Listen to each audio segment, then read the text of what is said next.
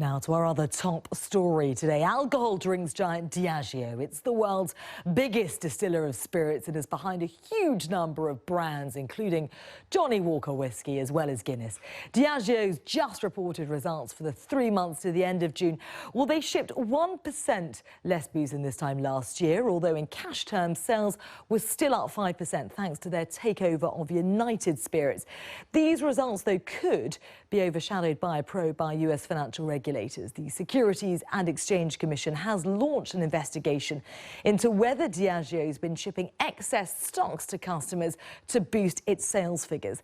Add to that reports that Brazil's richest man may be trying to take over the company, and you have a heady mixture. Well, let's talk to Menezes, the man in charge, the chief executive of Diageo. He joins us live now from their headquarters here in London. Many thanks for joining me here on the programme. It does seem a little bit odd to be talking about booze at this time in the morning here in London, but hey, let's go for it. You've shipped 1% less booze than this time last year, as I was saying. You've already said that these numbers reflect some of the challenges that you've seen in top-line growth. One of those challenges, I would imagine, being that SEC investigation that I mentioned earlier. To what degree is that ongoing investigation affecting you and the business? Let me be clear. The SEC has asked us for some information regarding US distribution, and we're fully complying with it. We take our obligations to cooperate with the regulator seriously. But I would also like to add, I'm very proud of Diageo's values and the way in which we operate around the world. We've got the strictest controls, rigor, and transparency in how we do business. In June, we saw shares in Diageo soar almost 9% on reports that Jorge Paulo Lemann of 3G Capital, Brazil's richest man, was considering launching a takeover for Diageo. What more can you tell us on that? Well, I'm focused on making Diageo one of the best performing consumer product companies in the world. And as we've just completed this year, our company is very strong.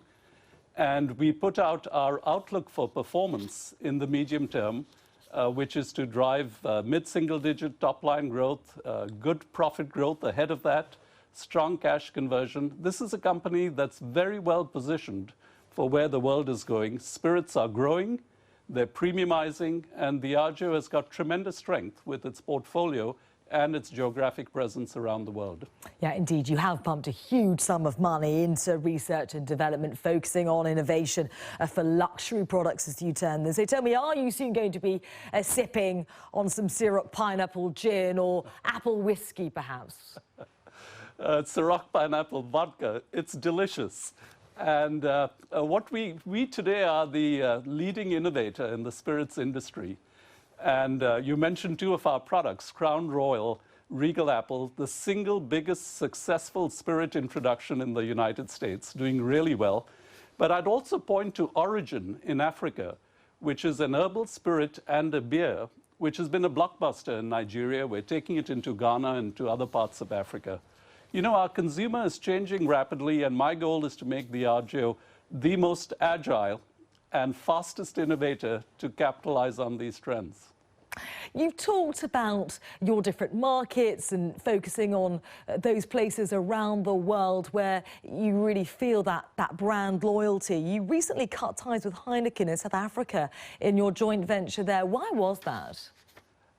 Very simple. We started this joint venture 10 years ago, and we've had tremendous success together as partners. When we started the joint venture, we had a 26% share of the South African spirits market.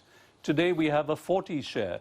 So we're big enough now to go on our own, as are our partners. So we both have come to the point where we feel it's in our best interests to build our businesses on our own. And I remain tremendously optimistic about the opportunities in South Africa. You know, we have a brand, Smirnoff, which is growing 20%. It's over 2 million cases and continues to do extremely well in South Africa, as does Johnnie Walker and our Scotch portfolio. So we've set up to go it alone amicably with our partners because we've reached the stage where both of us are big enough to run our own operations. There was a lot of speculation surrounding whether or not you'd be able to sustain your dividend. You have been able to do that this time around. But looking forward, what's more important to you? Maintaining investor satisfaction or putting out some great products? I think they go hand in hand.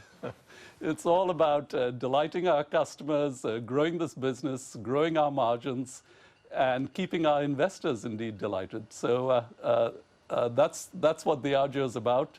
We've got a great runway ahead of us, and we're got a clear strategy and momentum building in the business across Africa, Asia, the United States, Western Europe, which is now back in growth, is very attractive for us. Our reserve brands, the high end of our portfolio, is growing 8%, very strong growth around the world. We're going to be building a mainstream spirits business in Africa. Very exciting. It's almost a startup opportunity, but with huge potential. So a lot of opportunities, and we're well positioned to capitalize on them. And finally, Mr. Menezes, very briefly, if you are hosting a dinner party, what's your aperitif of choice? What's the perfect drink to offer? Well, fortunately, I have a well-stocked bar, so I could do anything from a Bullet Manhattan to a perfect Tanqueray 10 martini to a lovely pint of Guinness. Diageo is blessed with the most amazing portfolio, and I love throwing dinner parties. Right, we're all coming round to yours. Yes, we've all been admiring your well-stocked bar behind you, very jealously. Menezes, Chief Executive of Diageo, many thanks for